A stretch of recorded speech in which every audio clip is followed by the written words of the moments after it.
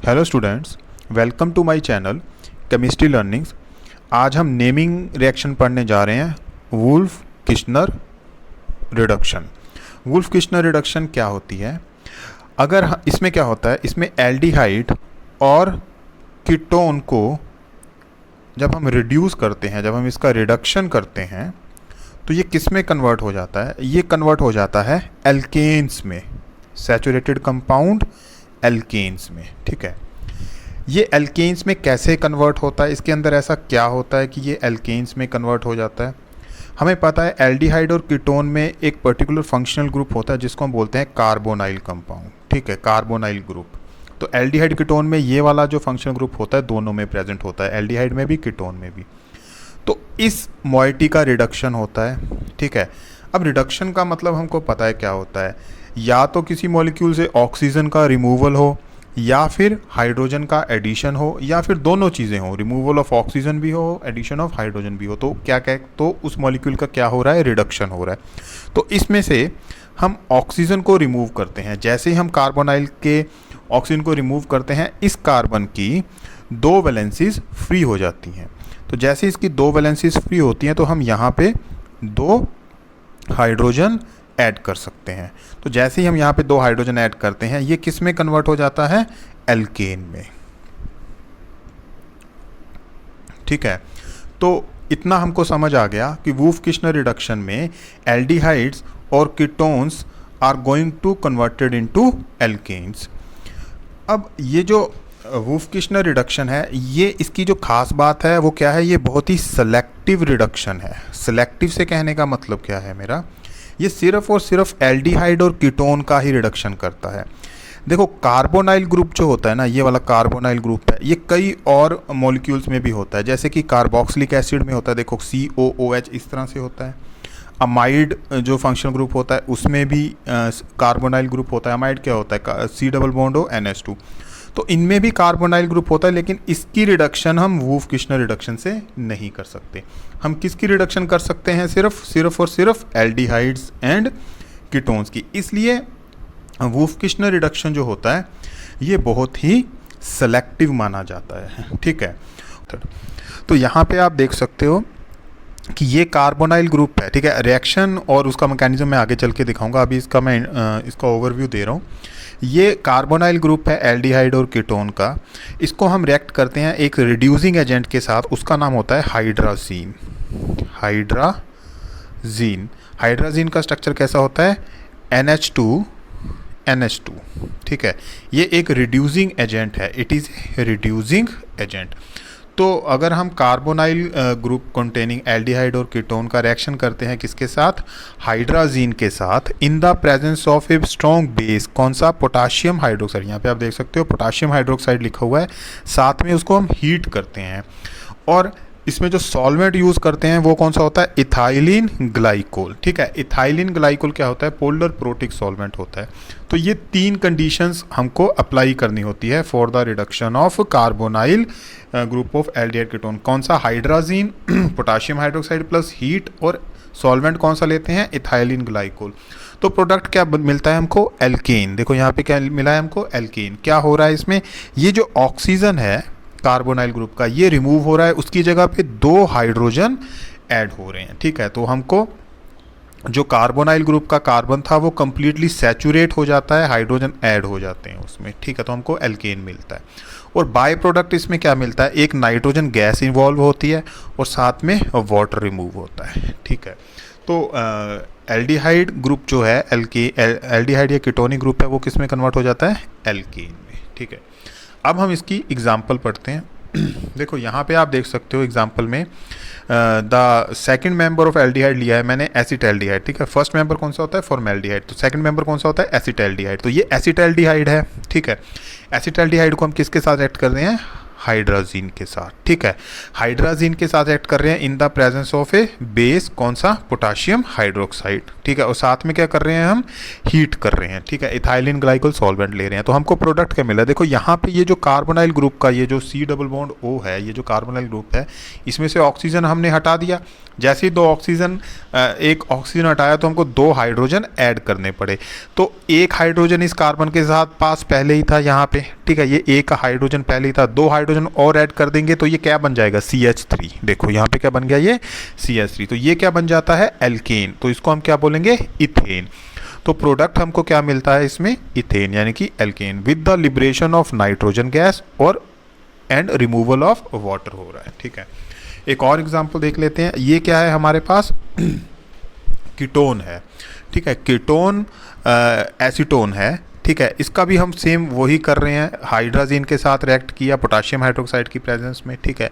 तो क्या हुआ, यहाँ पे ये जो सेंटर में ये जो कार्बोनाइल ग्रुप आपको दिख रहा है, यहाँ पे रिडक्शन होगा, ये ऑक्सीजन यहाँ से रिमूव होगा और उसकी जगह पे 2H ऐड हो जाएंगे। तो हमको क्या मिल जाएगा, प्रोपेन, और साथ में वही बाय प्रोडक्ट मिलेंगे, नाइट्रोजन गैस इवॉल्व होगी एंड वाटर रिमूव होगा। अब हम पढ़ते हैं मैकेनिज्म। इसका मैकेनिज्म कहाँ से शुरू होता है। देखो ये है एसिटाल्डिहाइड, ठीक है, और ये है हमारा हाइड्राजीन। जो एसिटाल्डिहाइड है ये काम, इसका जो कार्बोनाइल ग्रुप का जो कार्बन है वो काम कर रहा है इलेक्ट्रोफाइल की तरह, और हाइड्राजीन का ये जो नाइट्रोजन है ये काम करता है न्यूक्लियोफाइल की तरह। ये रिएक्शन कैसे शुरू होता है, देखो जो हाइड्राजीन का नाइट्रोजन होता है ना वो इस तरह से होता है, वो न्यूक्लियोफाइल की तरह क्यों काम करता है, क्योंकि उसके पास लोन पेयर ऑफ इलेक्ट्रॉन होता है, वो इलेक्ट्रॉन रिच होता है, ठीक है। तो ये मैंने बनाया न्यूक्लियोफिलिक नाइट्रोजन जिसके पास लोन पेयर ऑफ इलेक्ट्रॉन है। ये है कार्बोनाइल कार्बन, ठीक है, इसके ऊपर हमको पता है पार्शियल पॉजिटिव चार्ज रहता है। तो क्या होता है, ये नाइट्रोजन जिसके पास लोन पेयर ऑफ इलेक्ट्रॉन है, ये इसको इलेक्ट्रॉन देने के लिए इसके ऊपर अटैक करेगा, ठीक है। जैसे ही इसके ऊपर अटैक करेगा ये कार्बन के 5 बॉन्ड हो जाएंगे, तो कार्बन अपना 5वां बॉन्ड पाई बॉन्ड तोड़ेगा, तो ये पाई इलेक्ट्रॉन शिफ्ट होकर किसके पास चले जाएंगे, ऑक्सीजन के पास। तो ऑक्सीजन के ऊपर कौन सा चार्ज आ जाएगा, नेगेटिव, ठीक है। तो ये वाला पाई बॉन्ड हट जाएगा यहाँ से और ऑक्सीजन के ऊपर कौन सा चार्ज आ जाएगा, नेगेटिव। अब यहाँ पे नाइट्रोजन को देखो, इस नाइट्रोजन को इसने 4 बॉन्ड बना लिए हैं, तो अब इसके ऊपर कौन सा चार्ज आ जाएगा, पॉजिटिव। और हमें पता है जब भी इलेक्ट्रोनेगेटिव एलिमेंट के ऊपर पॉजिटिव चार्ज आता है वो अनस्टेबल हो जाता है, तो वो अपने साथ वाले हाइड्रोजन्स की बलि देता है। तो ये क्या करता है, इन हाइड्रोजन से इलेक्ट्रॉन लेता है, तो ये हाइड्रोजन दोनों यहाँ से निकल जाते हैं। तो जैसे ये दोनों हाइड्रोजन यहाँ से निकलते हैं वो अटैक करते हैं, इलेक्ट्रो डेफिशिएंट होते हैं, तो वो अटैक करते हैं इस ऑक्सीजन के ऊपर जो कि इलेक्ट्रॉन रिच है। तो ये इस ऑक्सीजन को के ऊपर अटैक करके वाटर की फॉर्म में यहाँ से निकल जाते हैं, ठीक है। अब नाइट्रोजन से 2 हाइड्रोजन निकल गए और इस कार्बन से ये ऑक्सीजन निकल गया। तो देखो पीछे क्या बचेगा, यहाँ से मैं ऑक्सीजन को हटा देता हूँ, ठीक है, और यहाँ से मैं क्या हटा देता हूँ, इन दोनों हाइड्रोजन्स को हटा देता हूँ। अब क्या हुआ, इस नाइट्रोजन के 2 हाइड्रोजन चले गए, 2 बॉन्ड फ्री हो गए। इस कार्बन का ऑक्सीजन चला गया जो कि डबल बॉन्डेड था, इसकी भी 2 वैलेंसी फ्री हो गई, तो इन दोनों के बीच में क्या बन जाता है, डबल बॉन्ड। तो इस स्ट्रक्चर को हम क्या बोलते हैं, हाइड्राजोन। देखो मैं अभी वो स्ट्रक्चर आपको दिखा रहा हूँ, वो इस स्ट्रक्चर को हम क्या बोलते हैं, ये देखो इसको बोलते हैं हम हाइड्राजोन। ये रहा वो, इन कार्बन और नाइट्रोजन के बीच में डबल बॉन्ड बन जाता है। अगर आपको इतनी कहानी ना याद रहे तो आपने क्या याद रखना है, ये हाइड्राजीन में एक नाइट्रोजन के साथ पास ये जो 2 हाइड्रोजन है इनको निकालना है आपने, और कार्बोनाइल का ये जो ऑक्सीजन है इसको निकालना है। इन दोनों को मिला के हमने क्या निकाल देना है, वाटर। अब पीछे नाइट्रोजन जो है उसके दोनों हाइड्रोजन निकलेंगे तो उसकी 2 वैलेंसी फ्री हो जाएगी, ठीक है, इसकी 2 वैलेंसी फ्री हो जाएगी, कार्बन की भी 2 वैलेंसी फ्री हो जाएगी। तो इन दोनों के बीच में क्या बना देना है हमने, डबल बॉन्ड। तो इस तरह से हमको जो इंटरमीडिएट मिलता है वो क्या होता है, हाइड्राजोन। अब क्या होगा, अब मैंने बोला कि इसमें हम बेसिक मीडियम यूज़ कर रहे हैं पोटाशियम हाइड्रोक्साइड, ठीक है, और उसके साथ हम क्या कर रहे हैं, हीट कर रहे हैं। हीट हम इसलिए कर रहे हैं ताकि रिएक्शन जो है वो फॉरवर्ड डायरेक्शन में चली जाए। ये जो पहला स्टेप था ये रिवर्सिबल स्टेप था, ठीक है। तो उसके बाद हम एकदम इसको हीट करते हैं in the presence of A base. तो बेस क्या करता है इस रिएक्शन के साथ, बेस जो होता है वो OH नेगेटिव देता है, ठीक है। OH नेगेटिव क्या करता है, ये वाला जो नाइट्रोजन आपको दिख रहा है इसके एक हाइड्रोजन को निकाल के लेके चला जाता है, ठीक है। OH negative and H positive निकल जाता है in the form of water. अब जब इस नाइट्रोजन से हाइड्रोजन निकलता है तो वो नाइट्रोजन को इलेक्ट्रॉन दे के जाता है, तो इसका मतलब नाइट्रोजन के ऊपर कौन सा चार्ज आ जाएगा, नेगेटिव। तो देखो ये मोइटी बनती है, यहाँ पे देखो आप नाइट्रोजन के ऊपर कौन सा चार्ज आ गया है, नेगेटिव। ये मोइटी हमको मिलती है, ठीक है। अब ये मोइटी में क्या है, नाइट्रोजन के पास एक्स्ट्रा इलेक्ट्रॉन्स है जो हाइड्रोजन उससे निकला है वो दे के गया है। अब क्या करेगा, ये नाइट्रोजन रेजोनेंस करेगा, एक्स्ट्रा इलेक्ट्रॉन्स है, दानी है, देगा इलेक्ट्रॉन अपने साथ वाले नाइट्रोजन को, ये अपने साथ वाले नाइट्रोजन को इलेक्ट्रॉन देता है, रेजोनेंस करता है। जैसे इस नाइट्रोजन को यहाँ से इलेक्ट्रॉन मिलते हैं, ये वाला पाई बॉन्ड तोड़ता है, ये पाई इलेक्ट्रॉन किसके पास चले जाते हैं, इस कार्बन के पास। तो इस कार्बन के ऊपर कौन सा चार्ज आ जाता है, नेगेटिव, ठीक है। तो अब ये इंटरमीडिएट हमको मिल जाता है। अब पिक्चर में कौन आएगा, देखो ध्यान से देखो, ये हमें मिला इंटरमीडिएट। अब पिक्चर में कौन आया, वाटर आया, ठीक है। वाटर तो निकला ही था पहले 2 स्टेप में।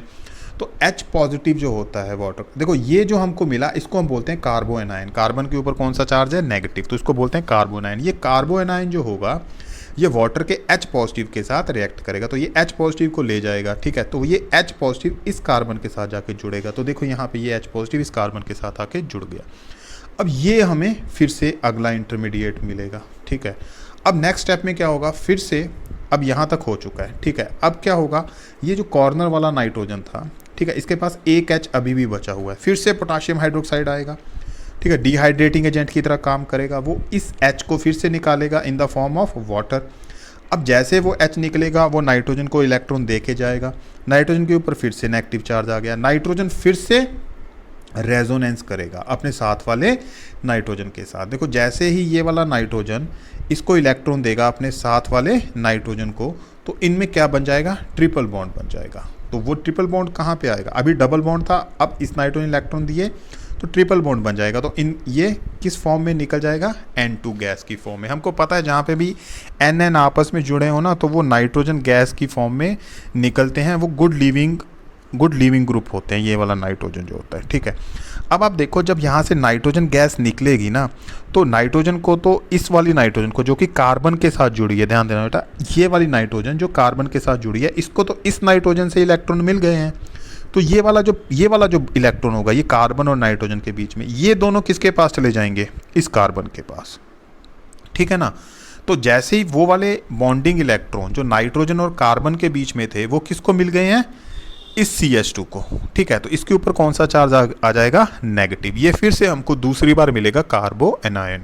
फिर वाटर तो है ही है सोल्यूशन में, ठीक है, वाटर का फिर से H पॉजिटिव आएगा, वो इस CH2 नेगेटिव के जो कार्बन जो नेगेटिवली चार्ज है इसके साथ मिलके क्या बना देगा, CH3, ठीक है। तो हमको हमारा प्रोडक्ट मिल जाएगा एल्केन, यानी कि इथेन मिल जाएगा। देखो तो हमने शुरू में मैंने आपको बताया था कि इसमें हमको बाय प्रोडक्ट क्या क्या मिल रहा था, नाइट्रोजन गैस मिल रही थी, और बार बार क्या रिमूव हो रहा है इसमें, वाटर। तो इसमें वाटर भी हमको बाय प्रोडक्ट मिला है, और मेजर प्रोडक्ट हमको क्या मिला है इसमें, इथेन, ठीक है। देखो इसका जो स्टार्टिंग रिएक्टेंट जो था वो क्या था, वो था कार्बोनाइल ग्रुप कंटेनिंग एल्डिहाइड, और प्रोडक्ट क्या है इसमें, एल्केन, यानी कि इथेन, ठीक है। अब हम इसकी ना कुछ प्रॉब्लम सॉल्व करते हैं जो कॉम्पिटिटिव एग्जाम में आई हुई हैं।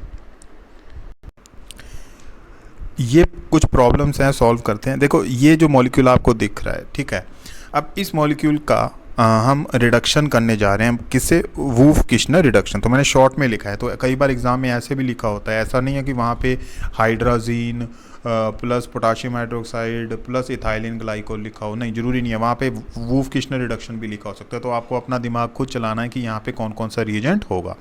तो ऐसा भी हो सकता है कि यहाँ पे रिएजेंट लिखा हो, ठीक है, यहाँ पे क्या लिखा हो, NH2 लिखा हो, है ना, साथ में यहाँ पे लिखा हो पोटाशियम हाइड्रोक्साइड, साथ में इथाइलिन ग्लाइकोल लिखा हो, ऐसा भी हो सकता है, दोनों पॉसिबिलिटीज़ हैं। तो अगर ऐसा कुछ लिखा होगा वहाँ पे एरो के ऊपर, तो आपने क्या करना है, अब आपने इसका रिडक्शन करना है, वुल्फ-किश्नर रिडक्शन करना है। अब मैंने अभी आपको बताया कि वुल्फ-किश्नर रिडक्शन बहुत सिलेक्टिव रिडक्शन मेथड है। वो किसका रिडक्शन करता है, सिर्फ एल्डिहाइड और कीटोन का। तो ऐसा नहीं है कि आपने इस OH पे H लगा के इसको वाटर की फॉर्म में निकाल देना, कि बच्चे ऐसा कर देते हैं, नहीं, यहाँ पे रिडक्शन नहीं करेगा। ये वुल्फ-किश्नर है, सिलेक्टिव है, तो वो सिर्फ यहाँ पे रिडक्शन करेगा, ठीक है। तो वो क्या करेगा, यहाँ से इस ऑक्सीजन को हटाएगा और उसकी जगह पे 2 हाइड्रोजन ऐड कर देगा। तो यहाँ पे क्या लग जाएगा, ये क्या है एक्चुअली, ये CH2 है, समझे बात। तो इस तरह से हमको ये प्रोडक्ट मिलेगा, और इस OH को ये टच भी नहीं करेगा, ये एज इट इज़ रहेगा, ठीक है। तो अब ये इसमें भी देख सकते हो आप क्या होगा, ठीक है, इसमें भी ये साइक्लोहेक्सेनोन है, ठीक है, तो इसमें क्या होगा, जो इसका डबल बॉन्ड है उसका रिडक्शन करेगा और वहाँ पे इस ऑक्सीजन को हटा के वहाँ पे 2 हाइड्रोजन ऐड कर देगा।